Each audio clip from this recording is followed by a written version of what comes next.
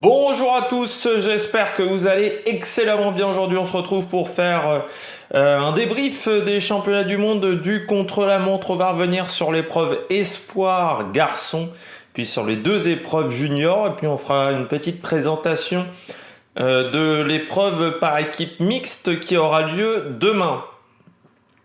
Du côté, on va commencer par l'épreuve espoir, mais avant tout, n'hésitez pas à vous abonner à la chaîne, à réagir dans les commentaires, à mettre un pouce bleu, à partager la vidéo sur les réseaux sociaux, notamment auprès de vos proches si vous pensez que ça peut les intéresser. Et puis dans les commentaires, n'hésitez pas à me dire s'il y a un coureur qui vous a tapé dans l'œil dans ces différentes épreuves. On commence tout de suite donc avec la catégorie espoir. Catégorie donc espoir masculine, car la catégorie espoir féminine avait eu sa course disputée pendant l'épreuve élite féminine. Donc du côté des espoirs masculins, titre également pour la Norvège avec Varenskiold. J'espère que je pense que je prononce très mal, le Norvégien qui a remporté ce contre-la-montre. Quand même une belle moyenne, 50 km/h 502 sur les 28 km 800 du parcours pour le Norvégien, qui est pas celui qui est parti le plus fort. Il a fait un petit peu comme Tobias Foss, c'est-à-dire que c'est pas forcément le concurrent qui est parti le plus fort au premier intermédiaire. Par contre, il a très bien fini. Et puis je regardais j'ai vu toute l'épreuve, donc vraiment je regardais sa position sur le vélo, qui était vraiment très bonne, parce que c'est pas un petit gabarit, le Norvégien. Il doit faire au moins je pense qu'il doit faire 1,85. 1,91, oui. Quand je disais c'est pas un petit gabarit, oui.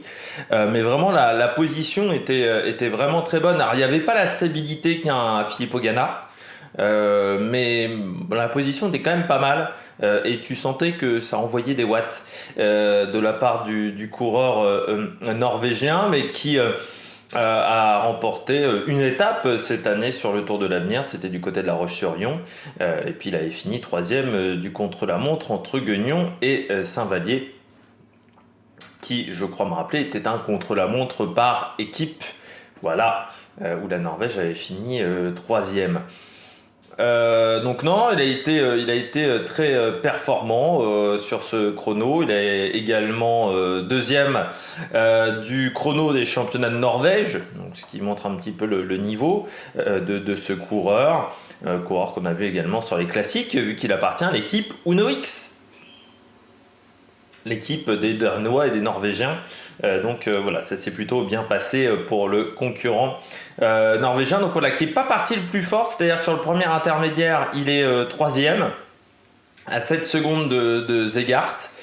Et puis ensuite, au deuxième intermédiaire, il est encore un petit peu derrière, mais il n'y a plus que 3 secondes de retard sur Leo Hayter et sur Segart. Et puis dans le final, il termine vraiment fort, parce qu'il envoie Leo Hayter à 23 secondes et Alex Segart à 9 secondes. Donc c'est vraiment, voilà, sur le deuxième tour de circuit où il a fait l'écart, où il a réussi à faire la différence.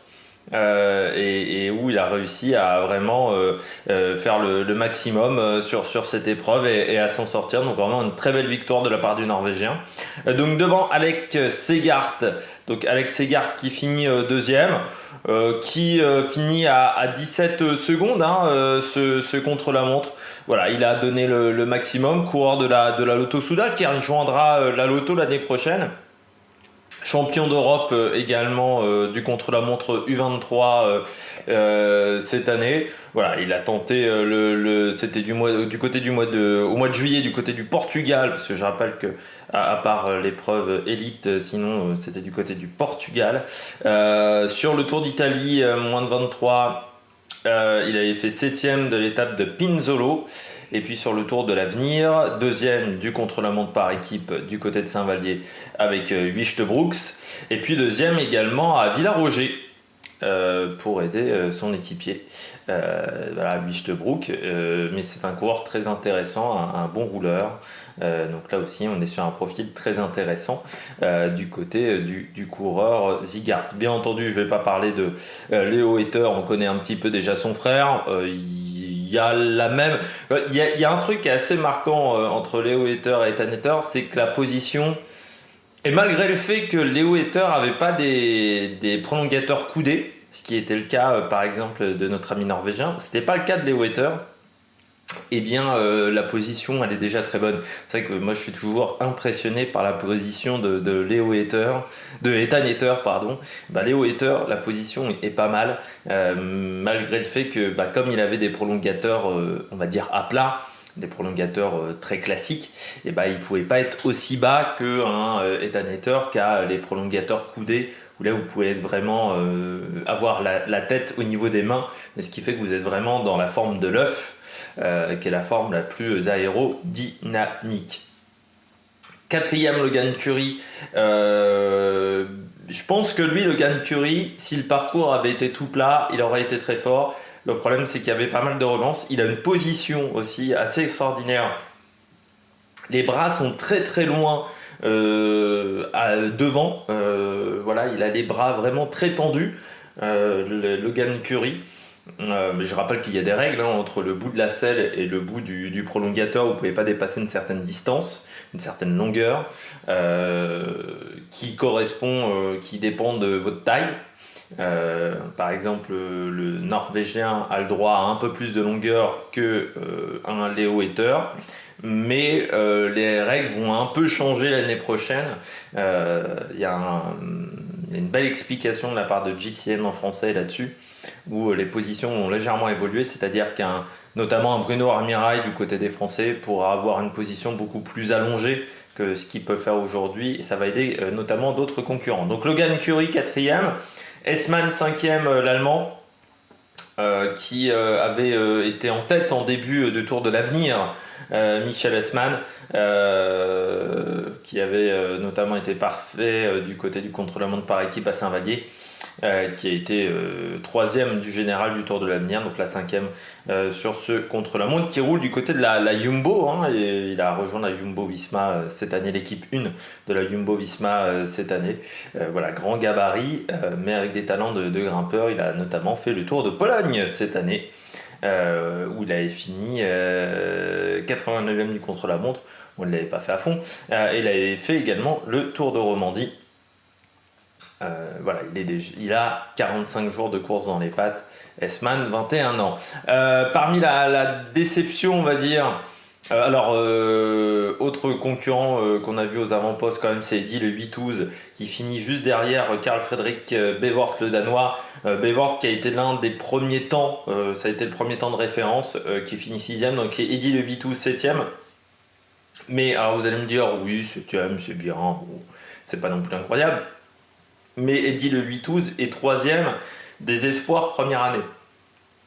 C'est-à-dire des espoirs qui viennent des juniors qui viennent de rejoindre la catégorie espoir. Il est 3e. Derrière, je crois, donc Sigart. Et je crois que c'est Curry ou Bevort, je ne sais plus. Voilà, et on a une chance sur deux. C'est Bevort également, qui est plus jeune que lui, et c'est je crois le seul qui était plus jeune que lui, voilà, et donc il est 3e. Si on prend les espoirs première année, donc ça c'est déjà très intéressant. Il a été régulier dans son contre-la-montre, il dit le 8-12, il passe, au premier intermédiaire 6e avec 11 secondes de retard, il est ensuite 7e avec 20 secondes de retard, puis 8e avec 52 secondes de retard, et à l'arrivée il est 6e avec 51 secondes de retard. Il a même un peu mieux fini que le Norvégien, donc il finit mieux que Leo Hater, donc Alex Sigard, donc ça veut dire que voilà, il a été régulier dans son contre-la-montre, donc ça c'est plutôt très intéressant, et surtout il a tenu l'effort. Derrière, donc Garcia Pierna, Lorenzo Milesi 10e devant Fran Milosevic, c'est le fameux coureur qu'on avait vu lors du Tour de Sicile, qui avait fait un sacré numéro, qui s'était imposé en faisant un sacré numéro de baroudeur, donc le Croate qui rejoint la Bahreïn l'année prochaine. Caden Hopkins des Bermudes, ça c'est un coureur intéressant parce qu'il a eu des petits soucis en début de course. Alors je sais pas, mais il triturait son guidon, il triturait la manette pour passer les vitesses. au niveau du prolongateur. Donc il a peut-être eu des petits soucis de connectique, où il y avait un truc qui était peut-être desserré en début de course. Par contre, il a fini très très fort, Caden Hawkins, parce qu'il finit à 1,34, mais il a vraiment fini très très fort. Déception pour Van Dijk, mais Van Dijk, vous allez me dire, il finit 18e à 1,54, Mick Van Dijk, mais il a dû changer de vélo, problème technique. Donc ça lui a fait perdre une grosse quarantaine de secondes parce que le changement de vélo n'a pas été incroyable. Donc malgré tout, ça l'aurait placé, je pense, au-delà du top 10. Et puis, autre déception, peut-être on va dire, c'est Alexandre Balmé, le Suisse, qui finit quand même à 2,33, 25e seulement. Donc ça fait loin quand même pour Alexandre Balmé qui, je crois, est chez Swiss Racing Academy. Mais je sais pas si l'année dernière, il n'était pas à la Conti. Oui, voilà. Non, il est chez Back Exchange, pardon. L'année dernière, il est à la Conti Groupama. Mais année qui n'a pas été si incroyable que ça. 9e de la Marineland Classic. Mais voilà, il a seulement 20 jours de course dans les pattes. Pour une première année chez les professionnels, c'est pas beaucoup. Donc ça veut bien dire que ça s'est pas extrêmement bien passé pour le moment. Il a encore une année de contrat chez Back Exchange. Alexandre Balmé qui était à la Continental Groupama, où il avait fait quelques résultats, mais c'est vrai qu'on avait été assez surpris de le voir arriver chez Bike Exchange directement, parce qu'on s'était dit, bon, pas été si incroyable que ça pour Alexandre Balmer. Ou Balmé, je pense que c'est plutôt Balmé. On passe aux autres catégories, à la catégorie junior féminine. Pas de surprise, Zoé Bäckstedt qui s'impose, une démonstration de Zoé Bäckstedt. Donc je rappelle, dans les catégories juniors, toujours le braquet limité, c'est la dernière année, je crois, normalement, où on est avec un braquet limité, et Zoé Bäckstedt a été impressionnante l'année dernière. C'était une Russe ou une Lettonne qui l'avait battue, Zoé Bäckstedt, mais elle avait fait deuxième du contre-la-montre et elle est championne de la course sur route. Pour ceux qui se rappellent. Et là, sur ce parcours, qui était plus court, l'année dernière, avait 19 km, cette année seulement 14. Eh bien là, elle a fait une sacrée démonstration. Non, c'était une Russe, c'était Ivanchenko qui avait participé l'année dernière. Ivanchenko qui a 18 ans, mais qui n'est pas présente sur ces championnats du monde, et qui a rejoint l'équipe UAE, Team ADQ, cette année, qui a fait première, par exemple, du contre-la-montre du Ladies Tour, du Bretagne Ladies Tour, notamment cette année, ce qui est plutôt intéressant, hors délai sur Paris-Roubaix. Mais voilà, c'est une fille qui est très forte sur le contre-la-montre. Et l'année dernière, vraiment, j'avais dit Zoé Bäckstedt, on est sur une grosse pépite, parce que ça s'était joué vraiment sur vraiment la force. La Russe avait été très forte, mais elle n'était pas bien positionnée sur son vélo, alors que Zoé Bäckstedt, elle a une position sur le vélo aéro qui est quand même assez incroyable. Et là, depuis, elle domine. Elle domine, elle a rejoint EF cette année, au mois d'août, et elle a été hyper performante sur le Tour du Gévaudan. Elle a remporté le chrono sur le Tour international des Pyrénées, le chrono par équipe, avec son équipe. Mais elle a remporté le Watersley Lady Challenge en remportant les 3 étapes. Donc cette course qui s'est déroulée au mois de septembre, donc vraiment voilà, elle risque d'être difficile à battre cette année, et je rappelle que sa sœur, elle court chez Trek, Eleonore Bäckstedt, qui est également une fille qui a beaucoup de talent. Donc voilà, c'est très intéressant, Bäckstedt, et je rappelle, seulement 17 ans, Zoé Bäckstedt, donc, et qui est bien entendu la fille de Magnus, pour ceux qui ne sauraient pas, mais voilà, c'est une fille qui est très très performante, et je pense que c'est la nouvelle pépite du cyclisme féminin, mais j'en avais déjà parlé l'année dernière parce qu'elle m'avait impressionné. Donc il s'impose devant Justina Chaspla, Zapla, je ne sais pas comment on doit le dire en allemand. Donc il finit deuxième. Voilà, qui est souvent deuxième derrière Zoé Bäckstedt, qui a été championne d'Europe junior du contre-la-montre du côté du Portugal. Donc vraiment une très belle performance. Et puis Fabé Joris qui finit troisième.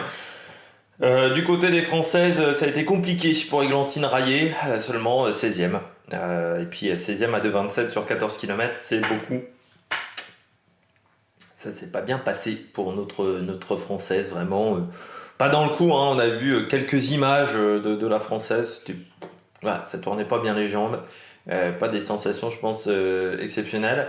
Et puis, par contre, on voit un niveau très condensé. C'est-à-dire que vous avez Zoe Bachsted qui est devant, et puis ensuite, derrière, vous avez l'Allemande à 1,36, et la Belge finit à 1,49, la Tchèque à 1,50 à égalité avec la Néerlandaise, l'Estonienne est à 1,51, l'autre Néerlandaise est à 1,52 derrière, Isabelle Karn est à 1,55 pardon, et Zander, l'Estonienne 2 minutes. Donc vraiment, il y avait un peloton en 10 secondes qui se tenait, c'était assez intéressant. En termes de performance, c'était très proche. Et puis je termine avec l'épreuve junior garçon. Le titre pour Joshua Tarling, j'ai vu une belle photo même, on voit Zoe Bachsted et Joshua Tarling ensemble.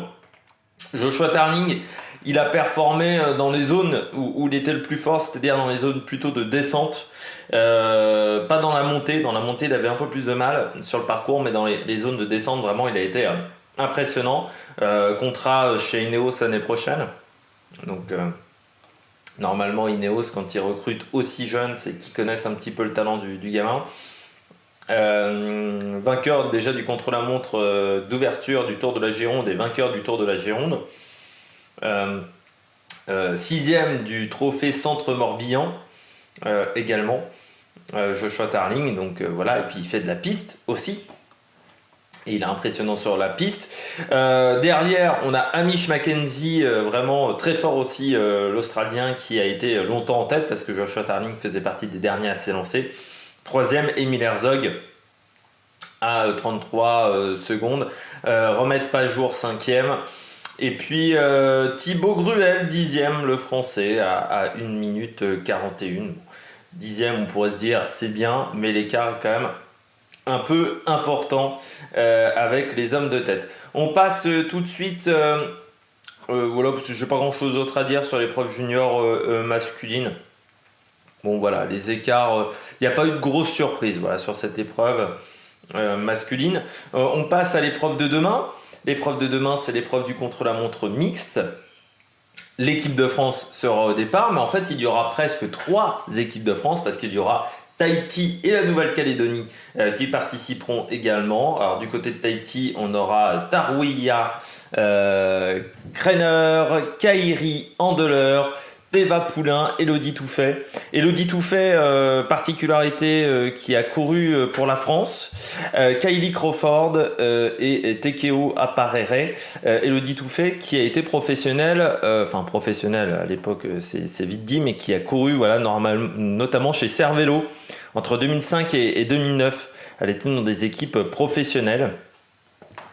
Et comme résultat majeur, si je regarde, bien elle a été 3e de la course sur route des championnats de France en 2006 et 7e du contre-la-montre. Donc voilà, c'est une fille qui a un peu d'expérience, qui a 42 ans.